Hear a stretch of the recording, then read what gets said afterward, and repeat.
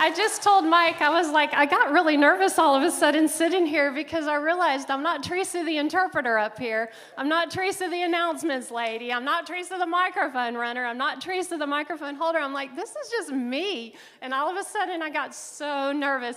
So y'all bear with me. Okay, hold on. I got to do one thing. All right, that's my dad right there. Deep breath, little one, deep breath. Okay, so my whole thing is about the writing on the wall. I have spent years looking for the writing on the wall, and about 8 years ago, our life had completely fallen apart. Like every gut punch possible for our little family happened. It was one after another, and I just kept looking for the writing on the wall. God, where are you? Why have you left our little family? I see you working in other ways, but what about my little family? And in the midst of all this, my father was in the final stages of Parkinson's disease. And to see my dad, the most kind, compassionate, loving person, and the person that I always said was my first and forever hero, lying there with such grace and dignity was literally heartbreaking for me. And one day I was at my mom's house. We'd had a rough day, and I was falling apart. I was the hot mess, and we were sitting at the kitchen table. And I looked at my mom and I said, Mom, how are you doing it? You are so strong and courageous. Being a caretaker is probably the hardest thing you're ever going to have to do, because not only are you taking care of somebody, but it's somebody that you love. And let me tell you, my parents had soulmate love. And I said, Mom, how do you do it? And she looked at me and she said, because I love him. It was that simple. I love him.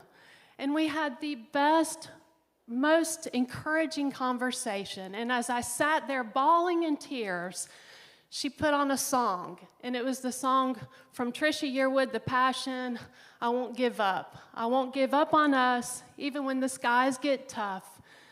I'm giving you all my love because I know you're worth it. So fast forward a little while, and me and Patty heading out to do our Easter video. We had such amazing success with our What Does Christmas Mean to You video. It was amazing. So we're like, Mike, trusting us again, said, y'all head out and do it for Easter. And I don't know if y'all have ever gone on an adventure with Patty Moore, but let me tell you, it is an adventure. And she has promised me she's going to do a workshop on how to greet people, because she is not the least bit shy and will run up to anybody, even in the Mall of Georgia. And we're running up to people, and we've got, stories and all this stuff. And we go home, and later, I'm working on this video. Y'all, it was horrible. It was horrible. The sound was awful. And I was devastated. Okay, so most of the videos I do are for my deaf students, so sound isn't one of my things. And the software I had was very unforgiving for the sound.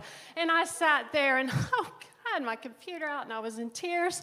And in walks Thomas, my rock, the one who's always there for me, the one who always looks at my videos for me, because let me tell you, when I do a video, I pray over that video, and I want it to be the best video out there. And he always watches my videos for me. He checks my captions because I'll spell something wrong. And he walked in the room and he said, what's wrong? And I said, I'm typing an email to Mike. He's like, what about? And I said, the video's not going to work. It's no good. I said, the sound is awful. You can't hear the people talking. We didn't get that story, that just heartfelt story that I wanted, and it's awful. And Thomas, in his infinite wisdom and having been with me for 100 years, said, hey, put your computer down. Go for a run. And I'm like, okay. He knows. How do I relieve stress? I go for a run. So I'm like, okay. So I head out, and I'm running in the neighborhood. I've got my jams on, and I'm running. And our neighborhood is exactly 3.1 miles. It is a 5K. And I was in the back, the last cul-de-sac in that .1. And all of a sudden, I heard, I won't give up on us. Even when the skies get tough, I'm giving you all my love because I know you're worth it. And I stopped. Now, let me tell you, when I'm running, I'm not going very fast. So I stopped in my tracks, and I was like, You know those moments when you're watching a movie and your life flashes before your eyes and all these visions and all these videos of different things, and that literally happened to me. And I was like, I saw my parents and I saw my brothers and my family, my husband, my boys that are my world, my friends, my church, everything, the family I married into, all flashing before my eyes. And I said, oh my God, the writing on the wall was in front of me the whole time. The whole time, the writing on the wall was there. God was showing me that you've got trials and you've got tribulations, but take heart. I am here. And let me tell you what, I picked up the pace. Well, bear with me, it wasn't a very fast pace. I picked up the pace and I slogged back to the house. And as I was walking in the door, my phone buzzed. And it was a text from my goddaughter. She was up at Gallaudet University. And I had forgotten that I had texted her and said, hey, could you send me a clip of what you think Easter means to you? And I pulled out that video, and let me tell you what, you're about to see what she did for our video. So if you could show the Easter video, please.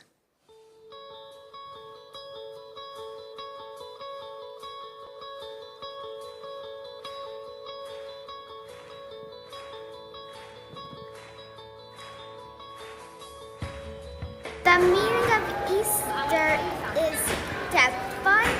It reminds us of when Jesus died on the cross for our sins and his resurrection. Yeah. Spending time with family and remembering Jesus Christ, everything, resurrection, everything. Just like being with my family, just remembering all the things that happened. Just being with my family and celebrating.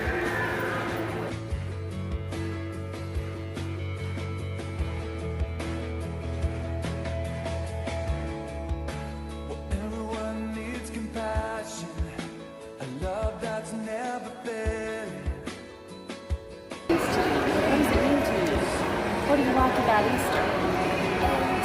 Eggs. It means like how like Christ rose, like how he died for us, like how we can go to heaven after, all that. That's what it means. It's not about the candy and the bunnies. Yeah, it's fun. It's like it's about Christ. That's what it's about.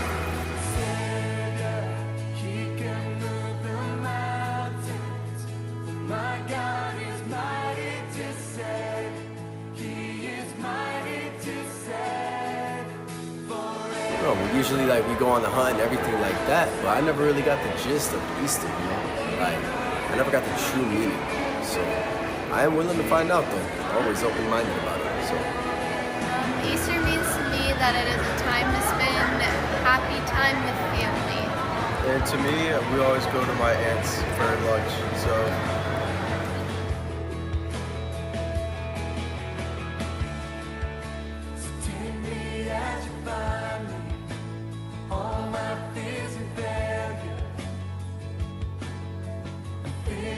Easter means to me just spending time with my family and just enjoying the day and having a good time. That's really what it means. Easter means to me a new beginning. Christ began a new life. He began an eternal life. And so Easter is like a new beginning. And Easter means to me what Jesus did for me. He gave his life. We have that.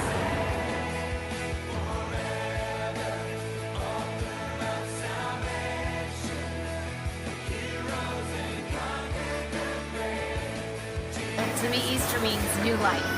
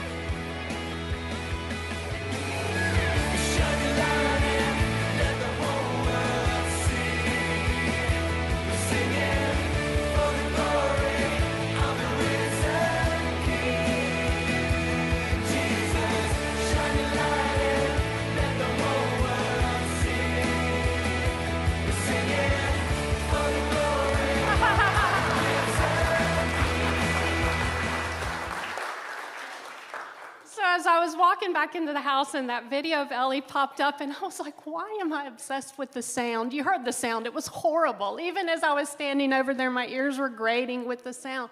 That wasn't what's important. It was the message that was so important. And so, Mike, I almost gave up 5 minutes before my miracle. Almost. But the miracle wasn't the video. The miracle is what happened to me in the process of making that video. Thank goodness that Thomas intervened, that my mom intervened. I went back to that conversation at the table. Ellie intervened, and God intervened. So here I am saying, if you're looking for the writing on the wall, it's right there. It's right there under your nose, right there. Thank y'all. Love you.